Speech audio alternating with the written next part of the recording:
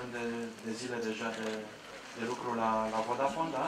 Aș vrea să știu dacă cum arată piața din România în perspectiva noastră, pentru că veniți după o experiență din UK și Italia. Cum apreciați piața noastră din punct de vedere al calității rețelei și tehnologiilor? Dacă ne ridicăm la standardul piețelor vestice, ce s-ar putea face și eventual cum sunteți prizi noastră în acest joc pe pozitură de etc. Coming back to my first month here in Romania, I think it's definitely very good period ahead of my expectations. So I have been in Vodafone Group since 2 years and I was working in the headquarters, so I had a very good visibility of all the Vodafone companies. So I had an expectation coming here, but I think that after 5 months, sorry, the expectation is behind what I have found, really. So, first of all, when you talk to technical people, it's quite easy to understand if they are well prepared, if they know the topic that they are talking about. And I can tell you, here, the talent pool is really, really amazing.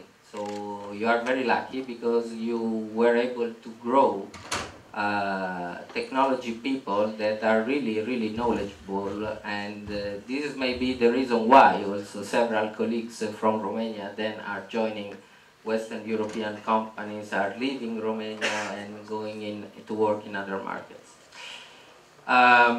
The second point is that I have found a technical platform or technological platform that is really, really great. And I don't talk just about the Vodafone network or the Vodafone information technology systems, but I talk about all the platforms that the industry has built in these years.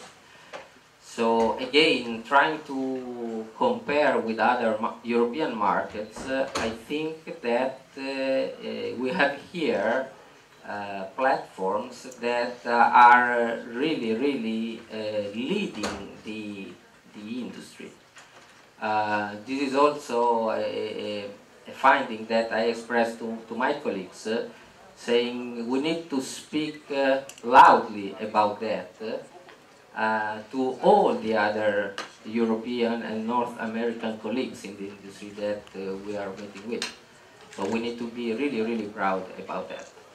So I think that trying to understand what are the secrets of this success that you have built here. First of all, I said very good talent pool. So people are always first. And second, I think that competition has really raised the bar in a way that is faster and higher compared to most of the other European markets. So several times I have, for example, to explain to my colleagues in the headquarters in London that I have to do something that is much better or much challenging than the group guidelines that I receive, due to the fact that my colleagues, my competitors are doing exactly the same, or vice versa. If I want to do differentiate, I have to do even more. So that's, in few words, what I have found till now. We have started to build here new jobs in the technical area. I'm really proud of several projects, but in particular one of them, that is the International Network Cooperation Center that we are building here. So in Bucharest now we are managing and we are monitoring the two biggest networks in the Vodafone Group. So we are monitoring from here and we are managing from here the German network, Vodafone network, and the Italian Vodafone network. And on top of this, obviously, we are also managing Greek network.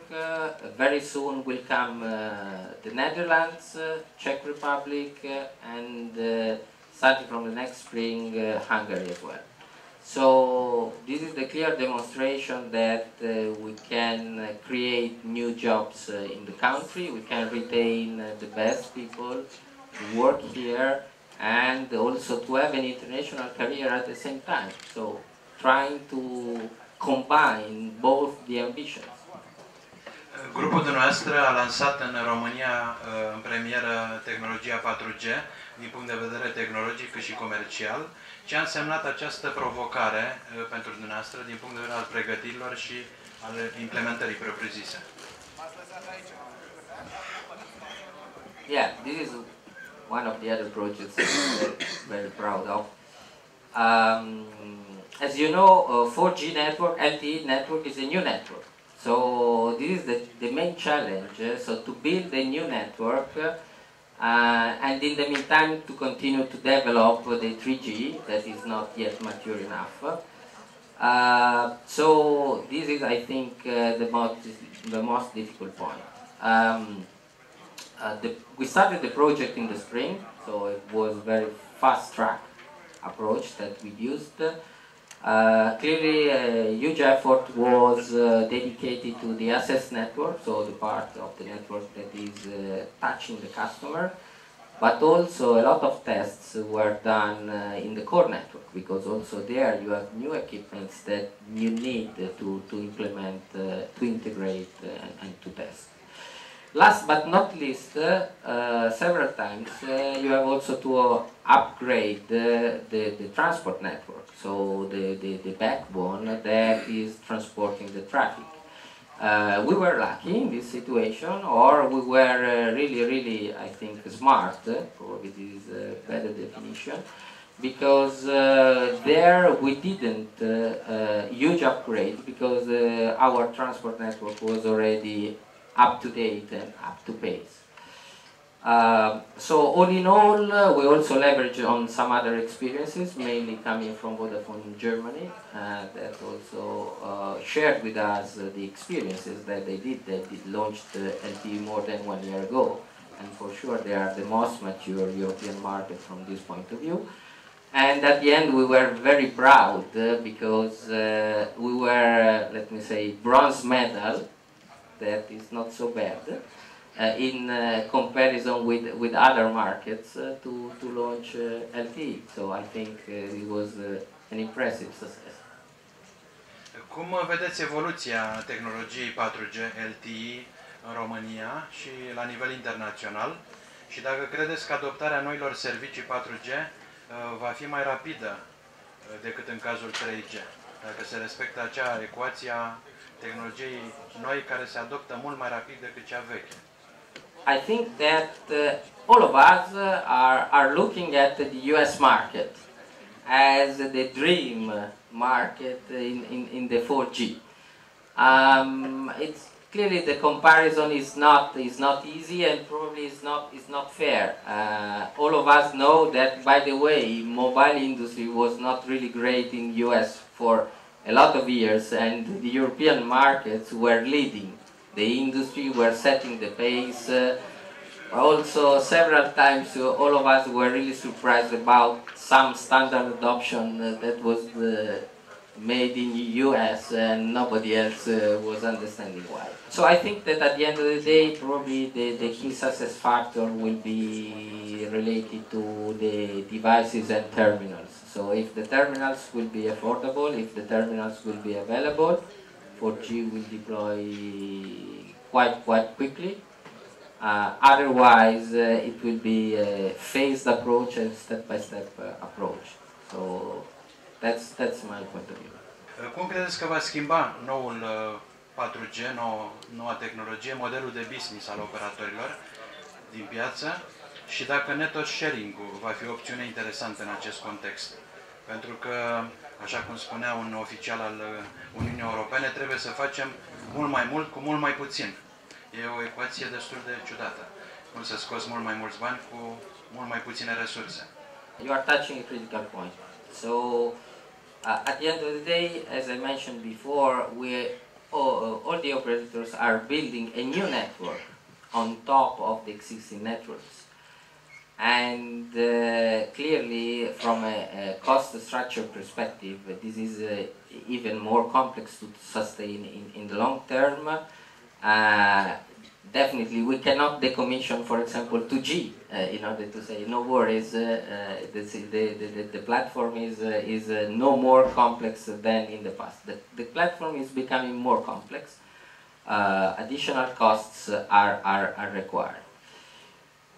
Clearly, in several markets, the discussion on the network sharing is starting. But first of all, I have to say, definitely network sharing can be active or passive. So several of the companies, several of the providers in the market, also in the Romania market, are already sharing infrastructure, passive infrastructures.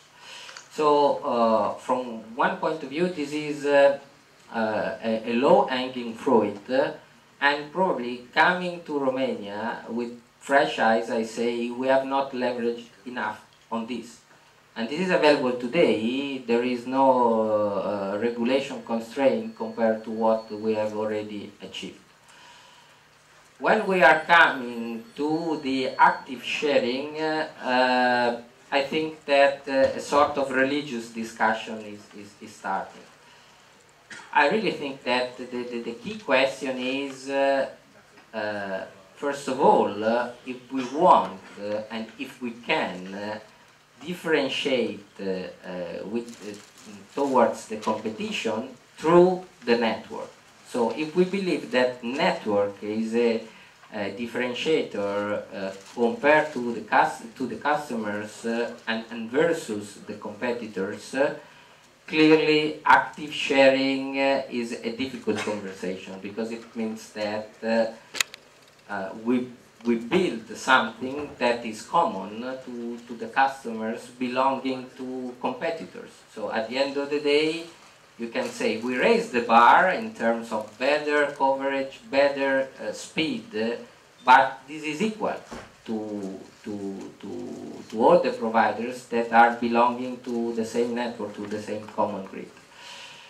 So at the end of the day, I think that in this discussion there are two elements. First of all, we need to understand from a regulatory point of view what is possible, and second, if it makes sense from a business case perspective. So if the networks are really up to date, really fresh, network sharing is easier to achieve.